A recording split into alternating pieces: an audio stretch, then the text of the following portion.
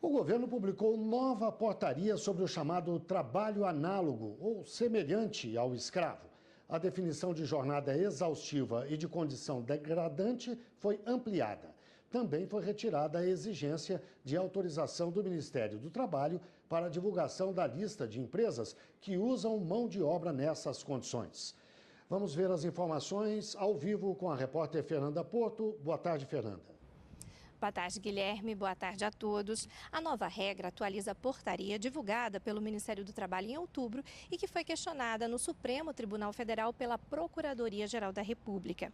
A primeira portaria foi suspensa por decisão da ministra Rosa Weber. A ministra julgou que a regra restringia a identificação de trabalho em condições consideradas análogas à escravidão.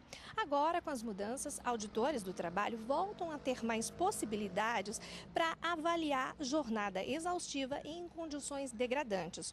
Outro ponto que foi revisto foi a divulgação com o nome das empresas que exploram os trabalhadores. A nova regra permite também agora que a lista volte a ser publicada sem passar por autorização do Ministério do Trabalho.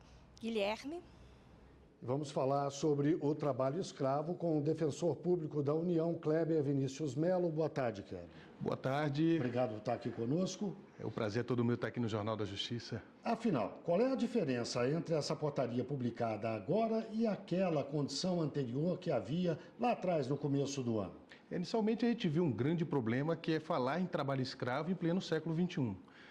A gente não imagina, mas as condições de trabalho escravo são presentes na sociedade brasileira, seja no meio rural, seja no meio urbano. Mas a grande diferença, aquela última portaria deu um grande problema, a portaria do Ministério do Trabalho, que havia já sido suspensa pelo Supremo Tribunal Federal. Aquela editada em outubro. Editada em outubro, porque ela focava especificamente na restrição da liberdade de ir e vir. Ela não se preocupava com as demais questões, que é a questão da jornada exaustiva e a condição degradante, que são alterações substanciais agora nessa atual portaria. O Supremo, por intermédio da ministra Rosa Weber, já havia suspendido aquela portaria por conta do grande problema político. O caos político foi criado não só no Brasil, como também em organismos internacionais, né?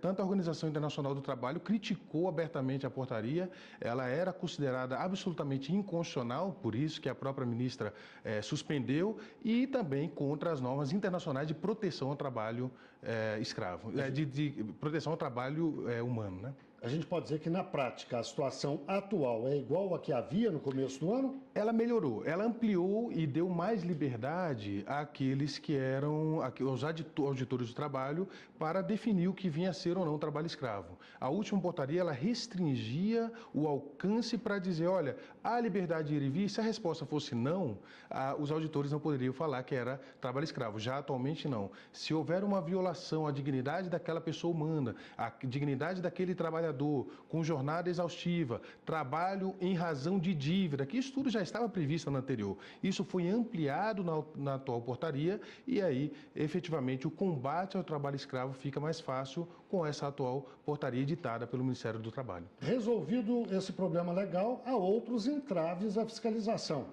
Um grande entrave que a gente pode falar é que em agosto tivemos um contingenciamento do orçamento do Grupo de Atuação Interinstitucional de Combate ao Trabalho Escravo. Tínhamos aí na época, a Defensoria Pública da União participa, junto com a Polícia Federal, junto com auditores do trabalho, junto com o Ministério Público do Trabalho, tinha um orçamento de apenas R$ 6.500 de agosto para fazer todo o combate no país inteiro até agora, no final do ano. Então, infelizmente, era um orçamento muito reduzido, é um grande problema, ainda que se amplie o conceito, que foi o que aconteceu agora, dificilmente os auditores terão eficácia para conseguir resultado no seu trabalho, porque não tem simplesmente orçamento disponível para tal. Defensor Público Kleber Vinícius, muito obrigado pela entrevista ao Jornal da Justiça. Eu que agradeço e sempre à disposição nesse combate ao trabalho escravo, porque o século XXI não precisa e nem pode ter isso. A gente tem que, efetivamente, isso é um trabalho para toda a sociedade, não só do Estado, mas de toda a sociedade. Muito obrigado, então. Muito Boa obrigado. tarde.